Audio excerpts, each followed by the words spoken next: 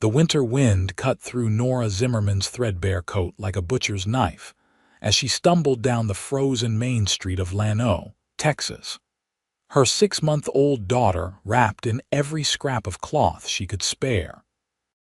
Snow was rare in this part of Texas, but January of 1878 had brought a bitter cold snap that froze the Colorado River and left the entire town huddled around inadequate fires, and Nora had neither fire nor home to shelter her child. She had been standing outside the general store for 2 hours, watching the townsfolk pass by with their eyes deliberately averted, their faces tight with judgment and something worse than pity. 3 days ago, her husband had left in the middle of the night, taking their wagon, their horse, and what little money they had saved from his work at the cattle ranch. He had left behind only a note that said he never wanted to be tied down by a wife and screaming infant, that he was heading to California where a man could be free. The landlord had evicted her that same morning when the rent came due, and she had nothing to pay him with. Nora had tried every door in Llano. She had begged at the church, but Reverend Mitchell had looked at her with cold eyes and said that decent women did not find themselves abandoned, that perhaps she should examine what failures in her Christian duty had driven her husband away. She had gone to the homes of the women she thought were her friends, but doors closed in her face before she could finish explaining her situation. The whispers followed her down every street. Abandoned woman. Something must be wrong with her. Probably drove him away with her nagging.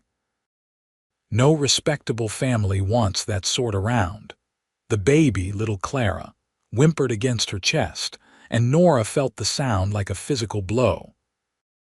She had not eaten in 2 days, giving the last of her bread to a neighbor woman in exchange for nursing Clara when her own milk had started to dry up from hunger and stress.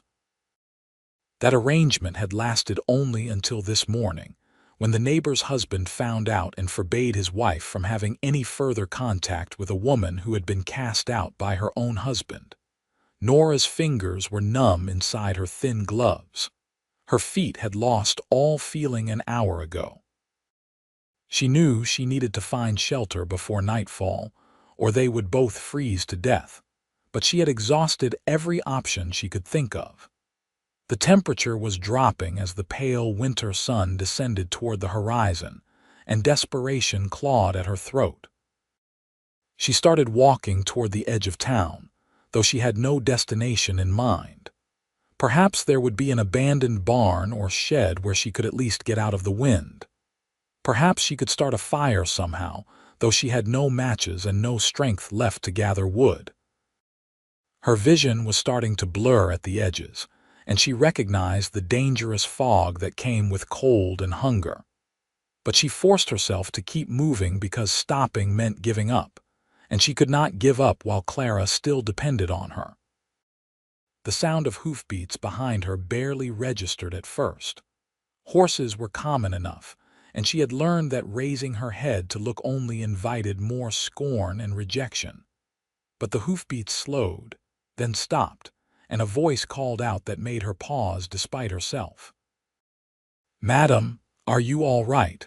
The voice was deep and warm, touched with concern rather than judgment. Nora turned slowly, her arms instinctively tightening around Clara.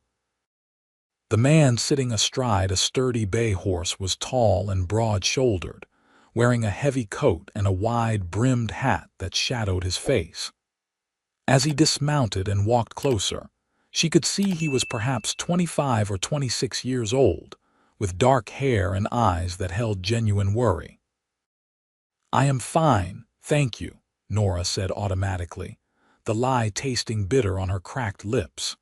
She started to turn away, but her legs chose that moment to betray her, buckling beneath her weight. She would have fallen if the stranger had not caught her elbow, his grip firm but gentle. "You are not fine," he said quietly. "When did you last eat?" Nora wanted to pull away, to preserve what little dignity she had left, but Clara whimpered again and she felt the last of her pride crumble. 2 days ago, she whispered, but my daughter, she needs milk.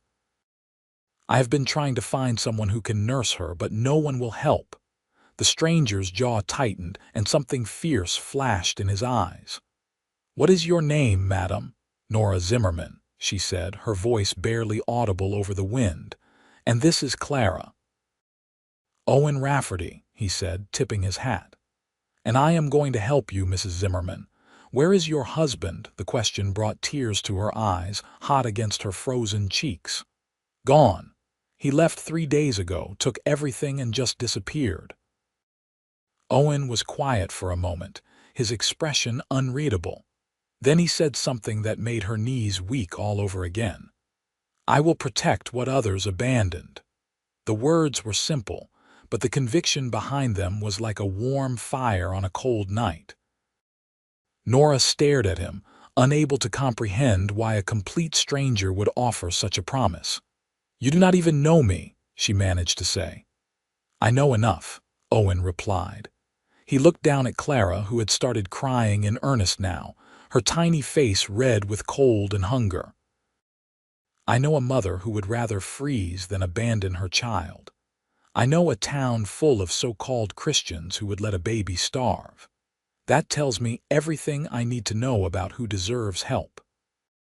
He moved with decisive efficiency, shrugging out of his heavy coat and wrapping it around both Nora and Clara before she could protest. The warmth was immediate and overwhelming, and Nora felt tears start to stream down her face in earnest. Owen swung himself back into his saddle, then reached down and lifted Nora up in front of him as easily as if she weighed nothing. She was too exhausted to be embarrassed by the impropriety of it, and besides, Clara's crying had become desperate now. There is a woman I know about 2 miles from here, Owen said, his arms around Nora as he held the reins, his body blocking the worst of the wind. She has a new baby of her own and a good heart. She will nurse your daughter, I promise you that. Nora wanted to ask him questions. Who he was, where he had come from, why he was helping them, but the warmth of his coat and the solid strength of his presence behind her made her feel safe for the first time in days, and exhaustion pulled her down into a half-conscious daze.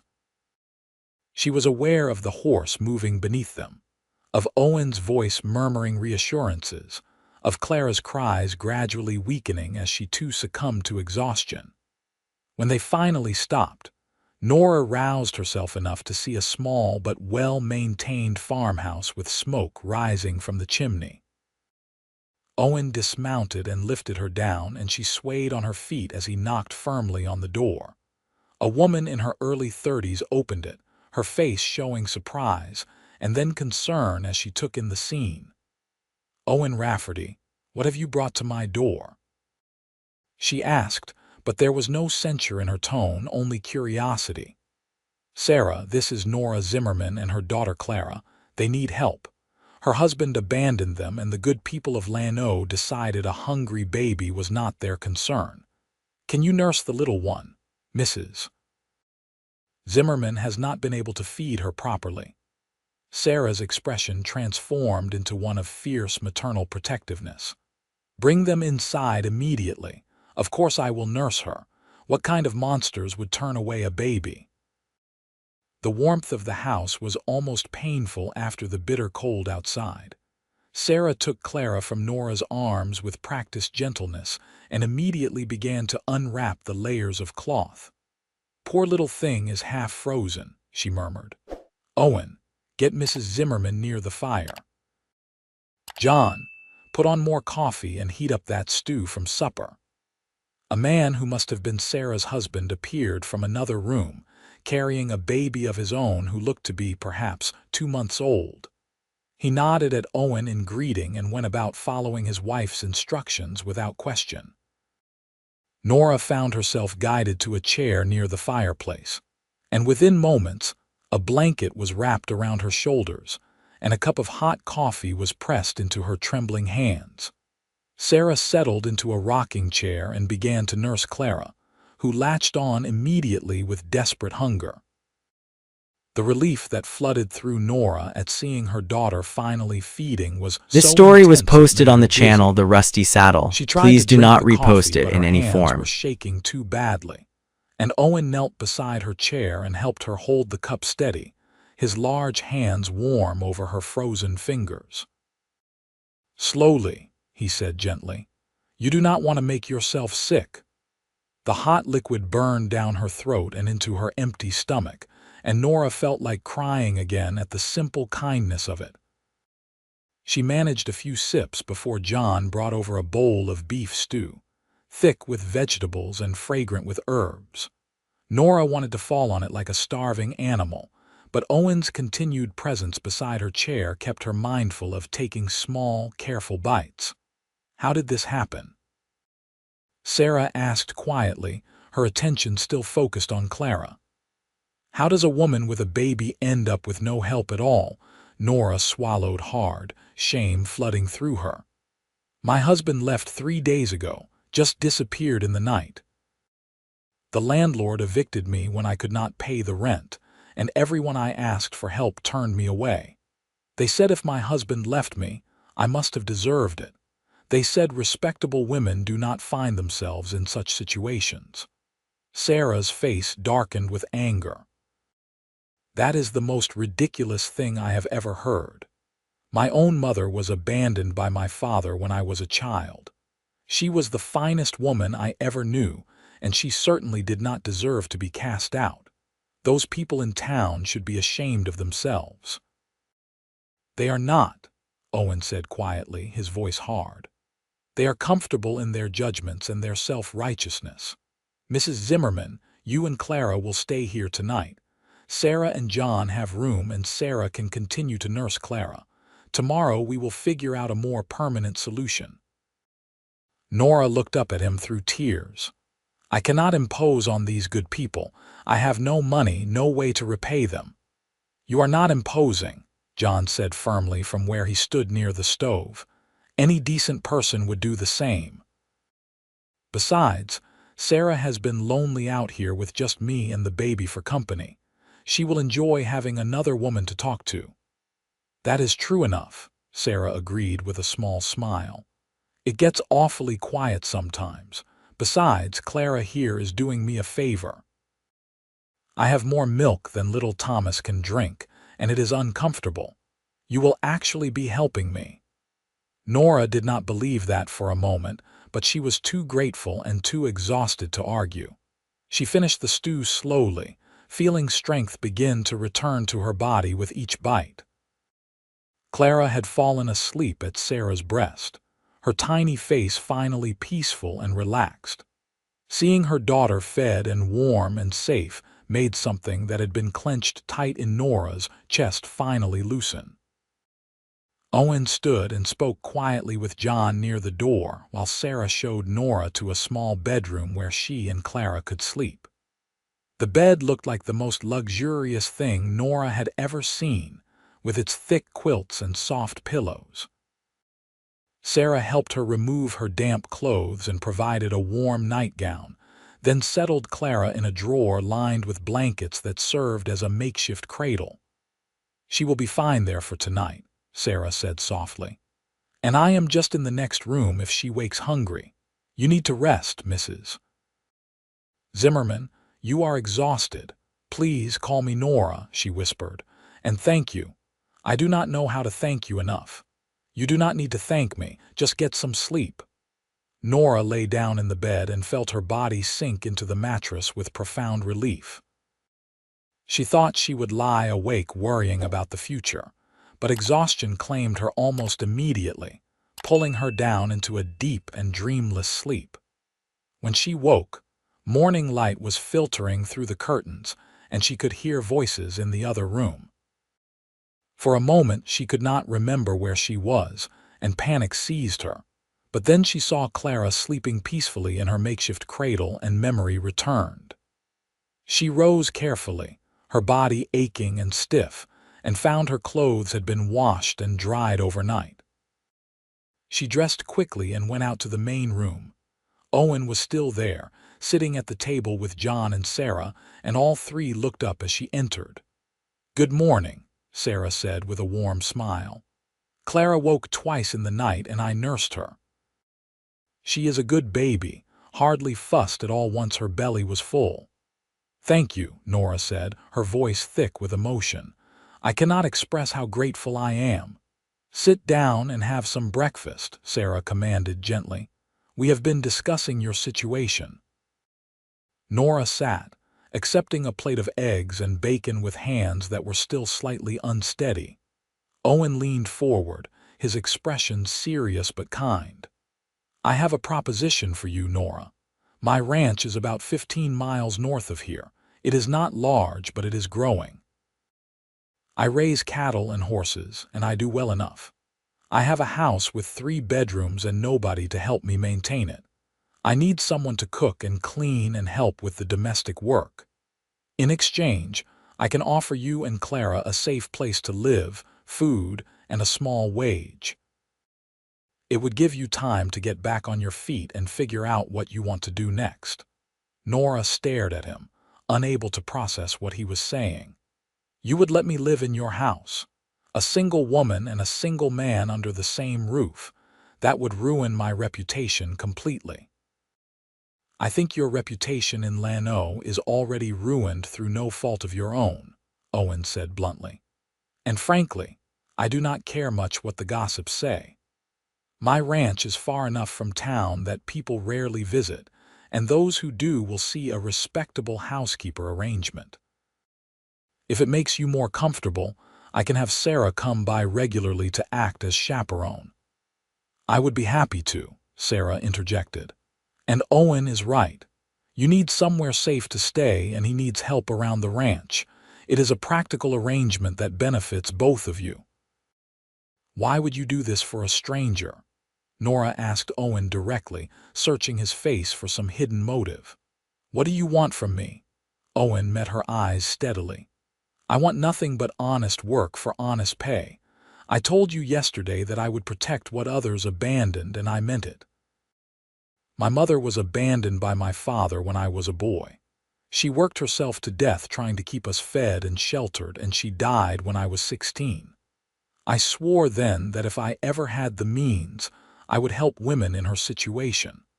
I have the means now, and you need help. That is all there is to it." The sincerity in his voice was unmistakable, and Nora felt fresh tears threaten. "I do not know what to say." "Say yes," Sarah urged. "Owen is a good man, Nora. He truly does just want to help." Nora looked down at her plate, her mind racing. She had no other options, no other prospects. Going back to Lano would mean destitution and death for both her and Clara. Owen was offering her a lifeline, and she would be a fool not to take it, regardless of what it might look like to others. She lifted her head and met Owen's gaze again. "Yes," she said softly. "Yes, I accept your offer." "Thank you." Owen's face broke into a smile that transformed his serious features into something warm and approachable. "Good. We can head out to the ranch this afternoon, give you a chance to settle in. Sarah, thank you for your help. We will stop by regularly so you can continue nursing Clara until Nora is strong enough to produce milk again." "You are welcome anytime," Sarah said, reaching over to squeeze Nora's hand. "And Nora, I meant what I said about being lonely. Please come visit often, even just to talk. I would enjoy the friendship." Nora squeezed back, overwhelmed by the kindness of these people who had been complete strangers yesterday. "I would like that very much." After breakfast, Owen went out to tend to his horse and give Nora time to prepare for the journey. Sarah helped her bundle Clara up warmly and packed a basket of food and supplies for them to take. "Owen really is one of the good ones," Sarah said quietly as they worked. "He has helped several people in difficult situations. A few months ago, he took in a Mexican family that was being harassed by some of the rougher elements in the area. Gave them work and protection until they could save enough money to buy their own land. He never asks for anything in return, just does what he thinks is right. He is a remarkable man," Nora agreed, feeling a warmth in her chest that had nothing to do with the fire. I do not understand it, but I am grateful for it. This story was Sometimes posted on the good people channel The just Rusty exist, Saddle. Sarah Please do said not with a repost it smile, in any form. rare as they might be. The journey to Owen's ranch took about 2 hours on horseback. Nora rode in front of Owen again, with Clara bundled securely between them. The landscape of Texas hill country spread out around them, all rolling grassland and scattered oak trees, beautiful even in its winter starkness. Owen pointed out landmarks and told her about the area, his voice a comforting rumble behind her. I have about 300 head of cattle right now, he explained, and I am building up a herd of horses to sell to the army. I have 3 men who work for me full-time, and they have their own cabin on the far side of the property. Good men, respectful and hardworking. They will not bother you. When the ranch house came into view, Nora felt her breath catch. It was larger than she had expected, a solid wooden structure with a wide porch and good windows. The barn and outbuildings looked well maintained, and there were several horses visible in the corral. Smoke rose from the chimney, and the whole place had an air of comfortable prosperity. Owen helped her down and led her inside. The interior was spacious but clearly lacked a woman's touch. The furniture was functional but sparse, and dust covered most surfaces. The kitchen was large and well-equipped, but showed signs of hasty bachelor cooking. I know it needs work, Owen said, sounding almost apologetic. I have been focused more on the ranch itself than the house, but everything you might need should be here, and if it is not, we can get it from town. It is wonderful, Nora said honestly. After days of having nothing, the simple security of 4 walls and a roof felt like a palace. Where should Clara and I sleep? Owen led her down a hallway and opened a door to reveal a large bedroom with a double bed, a dresser, and a window that looked out over the pastures. This room is yours. There is a smaller room next to it that would work well for a nursery once Clara is bigger, but for now you will probably want her close. My room is on the other side of the house, and there is a spare room in between that I use for storage. You will have plenty of privacy. Nora set Clara down on the bed and looked around the room, still hardly able to believe this was real. I do not know how I will ever repay you for this kindness. You will repay me by taking care of yourself and your daughter, and by helping me turn this house into something that feels like a home rather than just a place to sleep between work, Owen said. He hesitated, then added, My mother would have wanted me to do this. She always said that the measure of a person was how they treated those who could do nothing for them in return. I am just trying to be the kind of man she raised me to be. The raw emotion in his voice touched something deep in Nora's heart. She must have been an extraordinary woman to raise such a son. She was, Owen said softly. She really was. He left her to settle in, and Nora spent the next few hours exploring the house and taking inventory of what needed to be done. It was clear that Owen had been living like most single men, focusing on necessities and ignoring everything else. But the house had good bones, and with some effort, she could make it truly comfortable. Clara woke from her nap hungry, and Nora tried to nurse her, hoping that with food and rest her milk would return. To her relief, Clara was able to get a little, though not enough to fully satisfy her. Nora would still need to take her to Sarah regularly, but it was a start.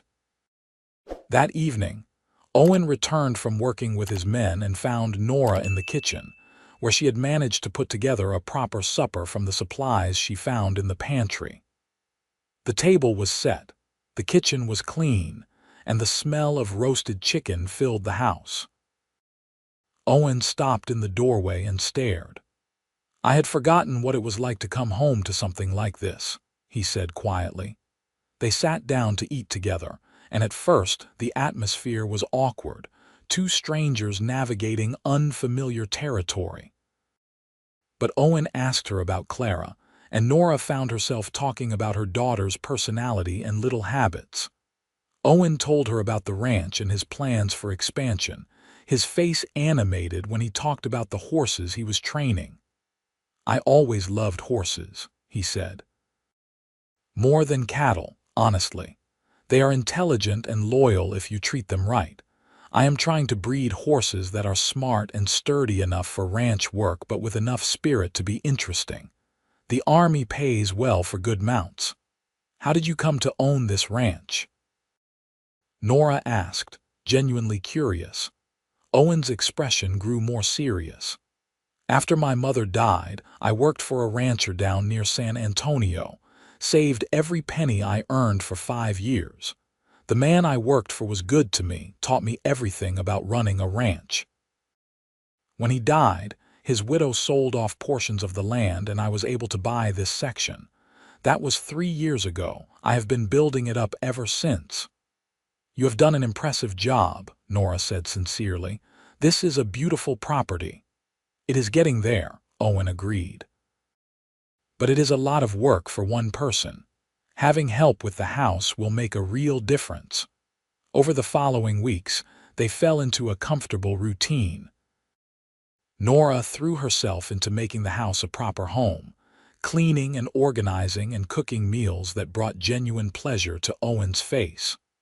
Her milk returned fully as her health improved, and Clara began to thrive, growing plumper and more alert every day. They still visited Sarah twice a week, and the friendship between the two women deepened into something genuine and warm. Owen was unfailingly respectful, always knocking before entering rooms and maintaining proper distance. But Nora found herself watching him more often than she probably should, noticing the way he was gentle with the horses, the way he treated his workers with fairness and respect, the way his face softened whenever he looked at Clara. He had started spending his evenings in the house rather than in the barn, sitting by the fire and reading while Nora sewed or tended to Clara, and the quiet companionship felt right in a way that her marriage never had. Her husband had been charming at first, but that charm had hidden a selfish and restless nature. He had resented every minute spent at home, every dollar spent on domestic needs.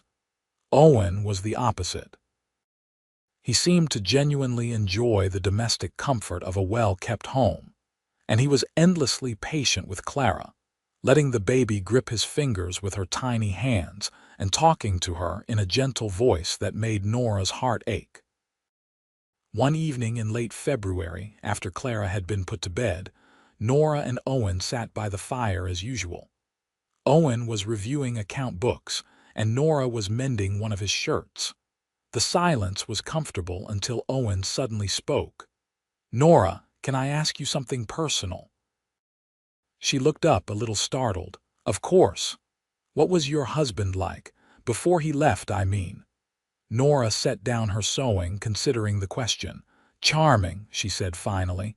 "He could make anyone like him when he wanted to. He swept me off my feet, married me within 3 months of our meeting. My parents warned me I did not know him well enough, but I thought they were just being overprotective." She paused, old pain surfacing. "After we married, I started to see the man behind the charm. He hated being tied down, hated responsibility. When I told him I was pregnant, he was furious, said I had trapped him on purpose. When Clara was born, he could barely stand to be in the same room with her. I should have known he would leave, but I kept hoping he would change, that he would learn to love his daughter." "That was not your fault," Owen said firmly. "A man who abandons his child is no man at all. You and Clara deserve better than that." "I am starting to believe that," Nora said softly. "Being here, seeing how you live, how you treat people, it has shown me what a good man actually looks like. I do not think I recognized it before." Owen met her eyes across the fire, and something passed between them, a current of understanding and connection that made Nora's breath catch. "You are a remarkable woman, Nora Zimmerman," he said quietly. Strong and resilient and devoted to your daughter. Any man would be lucky to have you in his life. The words hung in the air between them, weighted with meaning that This story neither was of them was posted on the quite ready channel The to Rusty acknowledge. Saddle. Please do not repost Nora it in any felt her form. cheeks flush and looked away, her heart beating faster. "Thank you," she managed to say. "That means a great deal coming from you." They did not speak of it again that night, but something had shifted between them, an awareness that had been building for weeks finally breaking the surface. Nora found herself thinking about Owen at odd moments, noticing the strength in his hands when he carried firewood, the kindness in his eyes when he smiled at Clara, the sound of his laugh when something amused him. She tried to tell herself it was simple gratitude, but she knew it was more than that. Spring came to Texas with a rush of wildflowers and warm breezes. Clara was nearly 9 months old now, sitting up on her own and babbling happily. Nora had put on weight and color had returned to her cheeks, and she felt stronger and more confident than she had in years. She had saved every penny of the wages Owen paid her, thinking vaguely that someday she would need to move on and establish her own household. But the thought of leaving the ranch filled her with a sadness she did not want to examine too closely. One warm April afternoon, Nora was hanging laundry on the line behind the house while Clara played in the grass nearby with a rag doll Sarah had made for her. She heard hoofbeats approaching and turned to see Owen riding in from the south pasture earlier than usual. His face was troubled and he dismounted quickly. "Is something wrong?" Nora asked, wiping her damp hands on her apron. "There are riders headed this way," Owen said, his voice tense. "3 men I do not recognize. I want you to take Clara and go inside.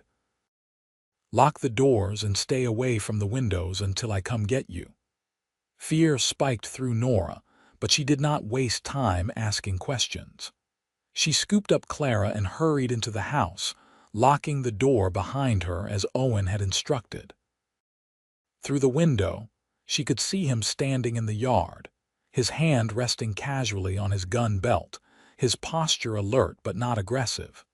The 3 riders came into view, rough-looking men on trail-worn horses.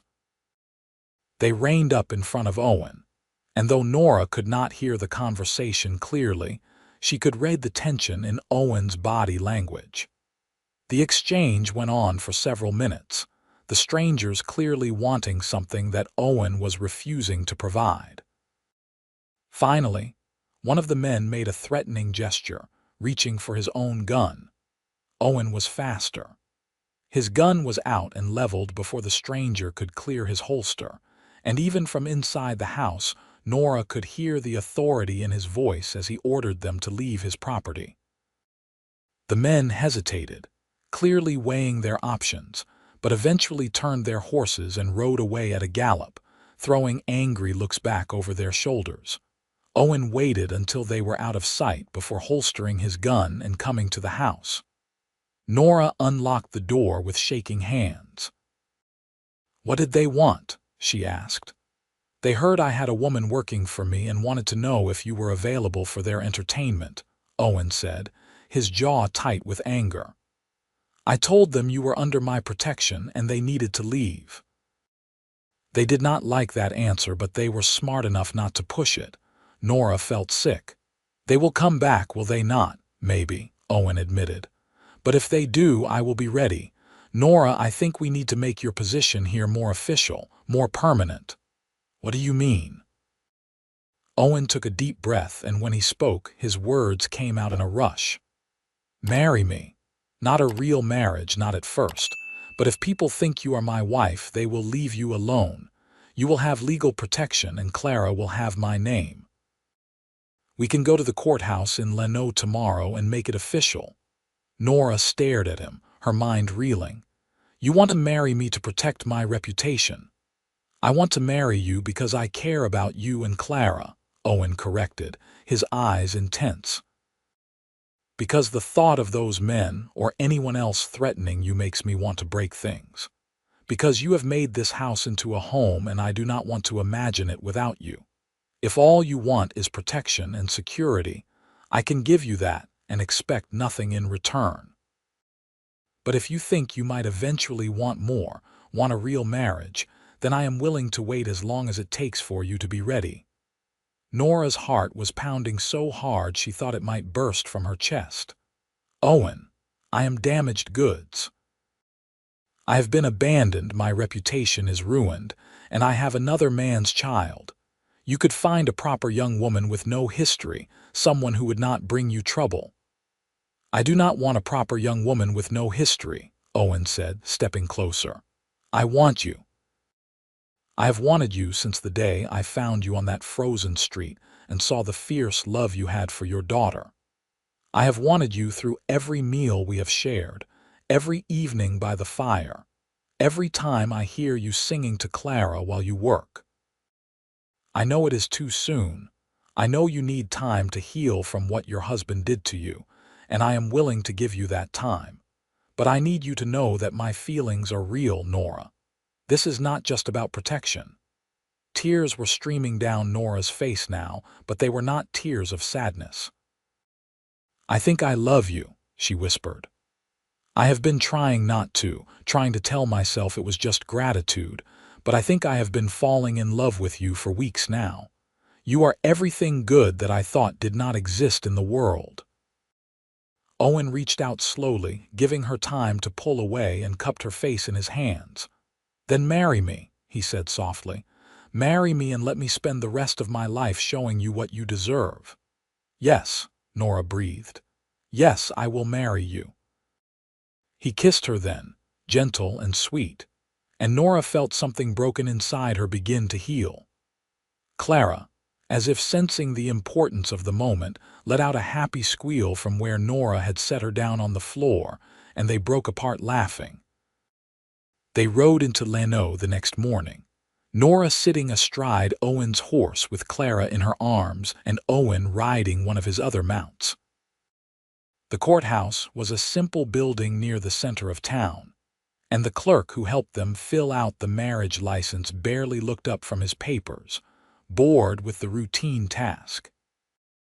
They found a judge to perform the ceremony, a kindly older man who seemed pleased to unite a young family, and within an hour, Nora Zimmerman had become Nora Rafferty. Walking out of the courthouse, as a married woman, felt surreal. Owen kept his arm around her waist, and when they passed people on the street, Nora saw the surprise and speculation in their eyes. She held her head high, refusing to be ashamed. She had done nothing wrong, and she was married to a good man who loved her. That was more than most people could say. They stopped at the general store to pick up supplies, and the proprietor's wife, Mrs. Henderson, made a point of coming over to offer congratulations. "I heard about your unfortunate situation with your first husband," she said, her voice dripping with false sympathy. "But I am glad you have found someone willing to take you on despite your circumstances." Nora felt Owen stiffen beside her, but she laid a hand on his arm and smiled sweetly at Mrs. Henderson. "My husband did not take me on despite anything. He chose me because he is smart enough to recognize a good thing when he sees it. Now, if you will excuse us, we have shopping to do." She turned away, leaving Mrs. Henderson sputtering, and Owen leaned down to whisper in her ear. "That was magnificent." "I am tired of being made to feel ashamed for things that were not my fault," Nora said firmly. "I am a good mother and a good wife, and anyone who cannot see that can keep their opinions to themselves." Owen's smile was full of pride and love. "You are extraordinary, Mrs. Rafferty." Hearing her new name sent a thrill through Nora. Mrs. Rafferty. She was married to Owen Rafferty, this good, strong, gentle man who had seen her at her lowest and chosen to lift her up. It still felt like a dream. They rode back to the ranch in high spirits, and that evening Owen made a point of moving some of his things into the bedroom Nora had been using. "We do not have to share a bed until you are ready," he said carefully. but I want everyone to know we are truly married. I can sleep on the floor or in the spare room." Nora surprised herself by This saying, story was "You posted can on the sleep in the channel The bed. Rusty We are Saddle. Please married do and I not trust repost you." it in any form. That night, lying next to Owen with Clara asleep in her cradle nearby, Nora felt a peace she had never experienced before. Owen kept to his side of the bed, not pushing for anything she was not ready to give, but his presence was comforting. When she woke in the middle of the night from a bad dream about being back on the frozen streets of Lanniau, Owen was there immediately, pulling her into his arms and murmuring reassurances until her breathing steadied. "You are safe," he whispered into her hair. "You and Clara are safe. I promise you that." Nora believed him. The weeks that followed were a period of adjustment and discovery.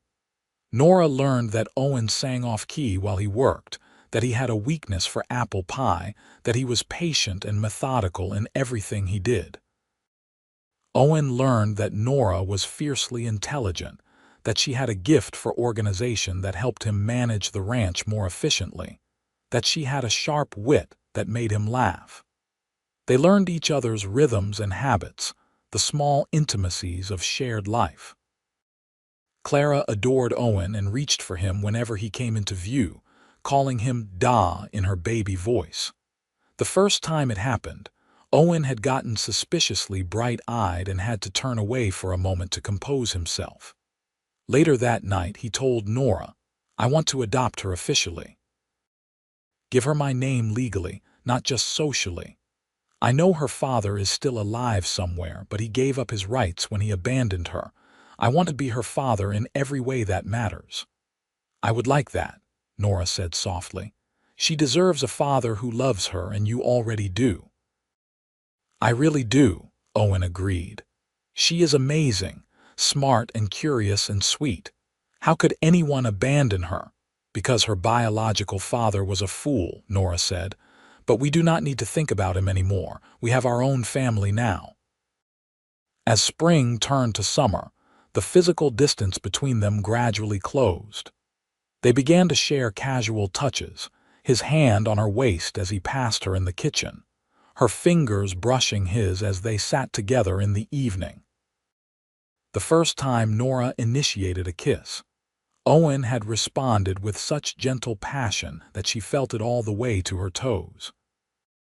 Their relationship deepened from companionship to genuine romance, and when they finally came together as husband and wife in truth, it was everything Nora had never known marriage could be.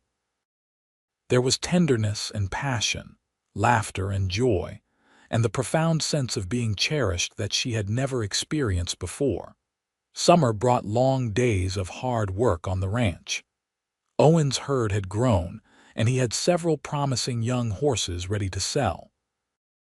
Nora helped where she could, and discovered she had a knack for working with the gentler animals. Owen taught her to ride properly, and she found she loved the freedom of galloping across the open grassland with the wind in her hair. One evening in July, as they sat on the porch watching the sunset with Clara playing at their feet, Owen said, "I have been thinking about expanding the house, adding on a few more rooms." "More rooms for what?" Nora asked, though her heart had started beating faster because she thought she knew what he was suggesting. "For the children I hope we will have," Owen said, taking her hand. "If you want them. I know Clara is young yet, but I would like to give her brothers and sisters someday. What do you think?" Nora squeezed his hand, happiness welling up inside her. "I think that sounds perfect. I want to have your children, Owen. I want to build a real family with you." He kissed her then, sweet and lingering, and Nora thought about how far she had come from that frozen day in January. She had been broken and abandoned, convinced her life was over, and then Owen had appeared like something out of a dream and given her everything she needed to rebuild herself. He had given her protection and respect and eventually love, asking for nothing but the chance to be part of her life. By autumn, Nora discovered she was pregnant. Owen received the news with such joy that he actually swept her up and spun her around, then immediately apologized and asked if he had hurt her or the baby. Nora laughed and kissed him and told him they were both fine. Clara was a year old now, toddling around and getting into everything, and the thought of giving her a sibling filled Nora with contentment. The pregnancy was easier than her first had been, perhaps because this time she was healthy and well-fed and surrounded by love. Owen was attentive without being overbearing, taking on extra household tasks without being asked and making sure she had everything she needed. Sarah came to visit often, delighted by the news and offering advice from her own experience. Winter came again, and Nora found herself thinking about the previous winter, about how close she and Clara had come to death. It seemed like a lifetime ago now, like a bad dream from which she had awakened into a beautiful reality. When snow fell on the ranch, she stood at the window and watched the white flakes drift down, remembering the bitter cold of Lano's streets, and felt only gratitude for how much her life had changed. Clara's second birthday came in January, and they celebrated with a small party that included Sarah and John and their son Thomas, who was now a sturdy toddler himself. Watching the children play together, Nora felt her heart overflow with thanksgiving. She caught Owen's eye across the room, and the love she saw there still had the power to take her breath away. The baby was born in May, during a warm spring night when the air smelled of wildflowers. The labor was hard but not as frightening as the first time, perhaps because Owen was there, holding her hand and murmuring encouragement, while Sarah acted as midwife. When the baby's first cries filled the room, Nora felt tears of joy stream down her face. "It is a boy," Sarah announced, placing the squalling infant on Nora's chest. "A big, healthy boy." Owen's face was full of wonder as he looked at his son. "He is perfect," he whispered. "Absolutely perfect." They named him Oliver after Owen's maternal grandfather. Clara was fascinated by her baby brother, wanting to touch him constantly and bring him her toys. Oliver was a good baby, nursing well and sleeping in reasonable stretches, and Nora recovered quickly from the birth. The next few years passed in a happy blur of domestic life and ranch work. Owen's business continued to thrive, and they were able to add those extra rooms to the house. Clara grew into an intelligent, spirited little girl who loved helping her father with the horses. Oliver was a sturdy, cheerful boy who toddled after his sister and giggled at everything.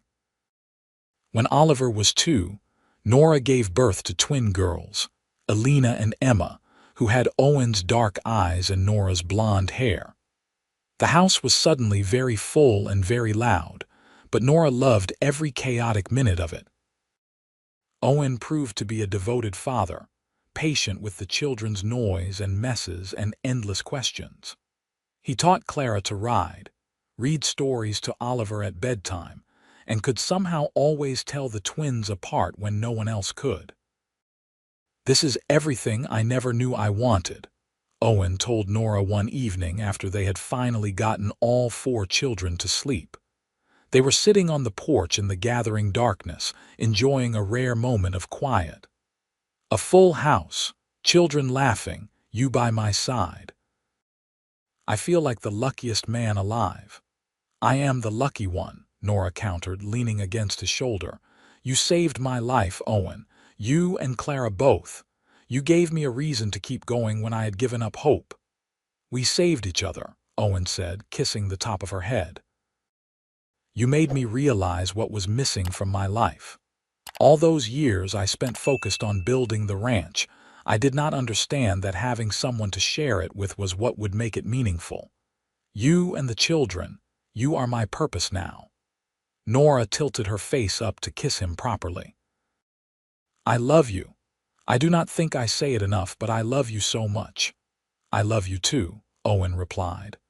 "Every single day more than the day before, As the years continued to pass, their family grew even more. Another son, Oscar, was born when the twins were 3, followed 2 years later by a daughter named Natalie. The house that had once been a lonely bachelor's dwelling was now bursting with life and love. Owen expanded the ranch further, buying adjacent land and hiring more workers, until it was one of the most successful operations in the region. Clara grew into a beautiful young woman who could ride and rope as well as any cowboy. She had her mother's determination and her father's kind heart, and she remained especially close to Owen, who had been the only father she ever really knew. The adoption had gone through when she was 3, and she bore the Rafferty name with pride. She knew the story of how Owen had found her This mother story on was that posted on frozen the street, channel The Rusty and she Saddle. understood that Please he do had not chosen them repost it both in out any of form. love. Oliver followed in his father's footsteps, showing a natural talent for working with horses and a keen head for business. The twins were inseparable, finishing each other's sentences and getting into mischief together. Oscar was quiet and studious, preferring books to ranch work but fiercely protective of his siblings.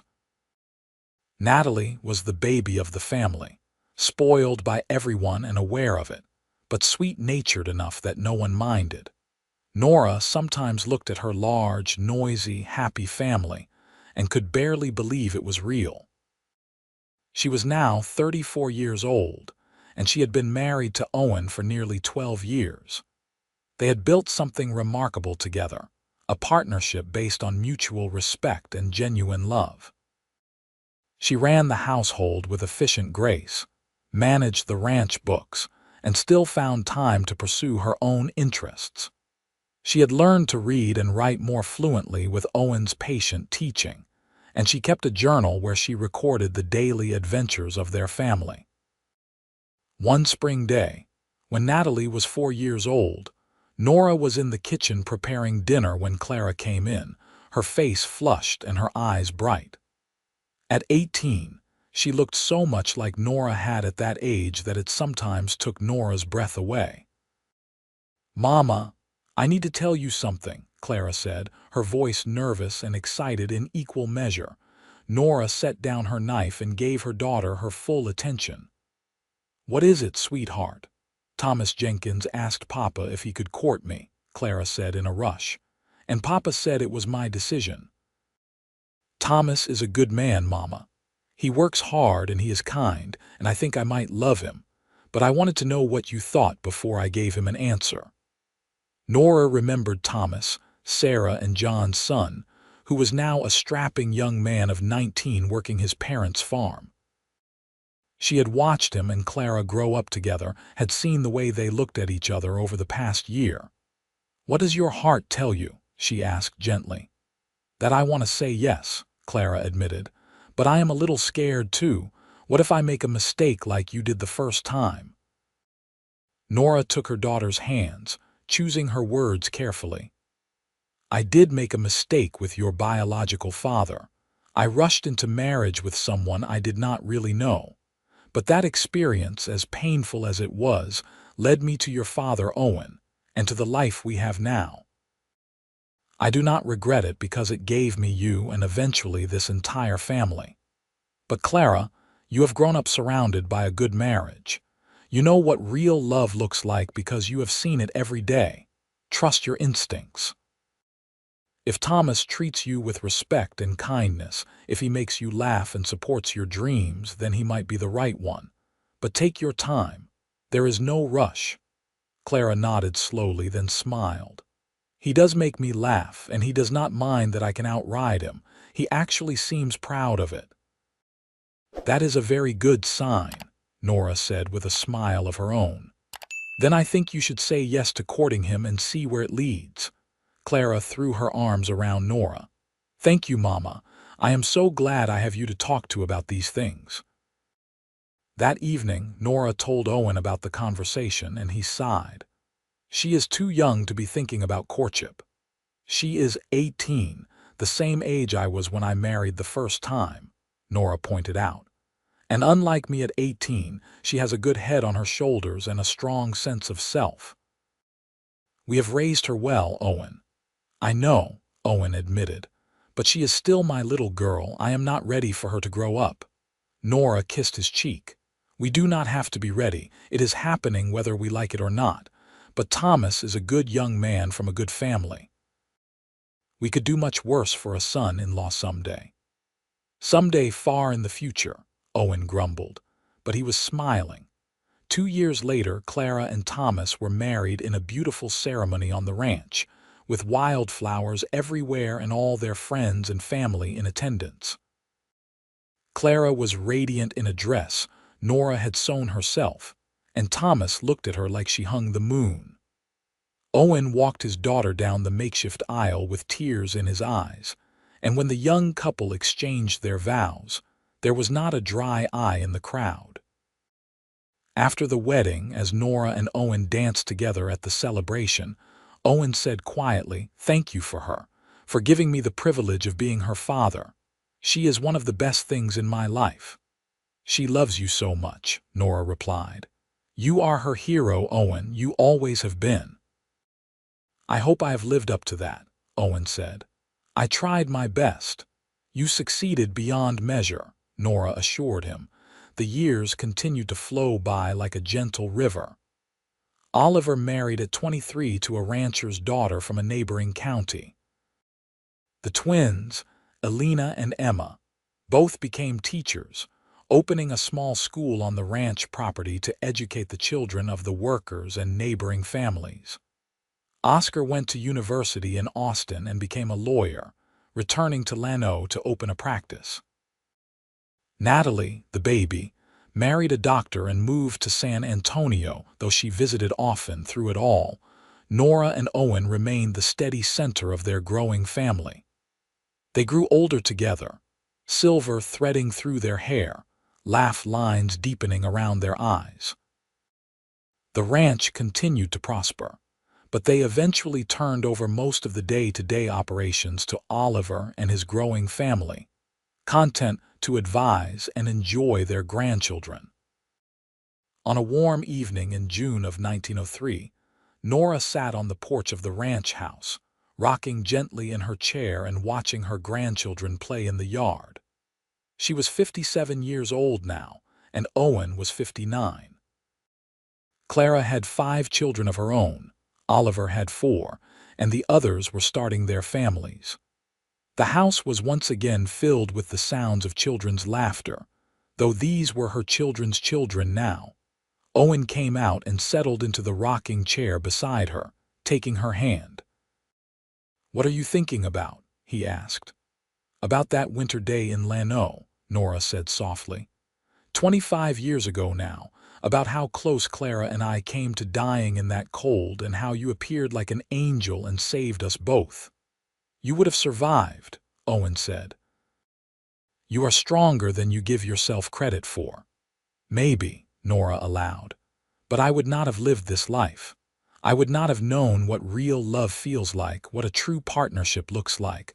I would not have all these children and grandchildren. You gave me everything, Owen." "You gave me just as much," Owen insisted. "I was lonely before you came into my life, even if I did not realize it. You taught me what home really means. You made me a father, which has been the greatest joy of my life. We built this together, Nora. Everything we have, we made it together." Nora looked at the house, expanded over the years to accommodate their growing family. She looked at the barns and corrals, at the thriving ranch that spread out around them. She looked at the grandchildren playing, healthy and happy and loved. And she looked at Owen, the man who had stopped for a freezing woman and her baby 25 years ago and had promised to protect what others abandoned. He had kept that promise every single day since. "I love you," she said, the same words she had spoken thousands of times over their years together, but they never lost their meaning. "I love you too," Owen replied, squeezing her hand. "Forever and always." As the sun set over the Texas hill country, painting the sky in shades of gold and crimson, Nora felt the deep contentment of a life well lived. She had known abandonment and despair, but she had also known rescue and redemption. She had found love in the most unexpected place, with the most unexpected person, and that love had grown into something vast and beautiful that would outlast both of them. The winter that had made her vulnerable was a lifetime This ago story was now, posted on the but she would channel The never Rusty forget it Saddle. because it Please had do led not her here, repost to it this in any moment, form. to this life, to this love. And that made every hardship she had endured worth it. The children's laughter carried on the evening breeze, and Nora smiled, rocking gently in her chair with her husband's hand warm in hers, surrounded by the family they had built from nothing but hope and determination and love. This was her happily ever after, earned through pain and struggle, but all the sweeter for it, and it was everything she had never dared to dream possible.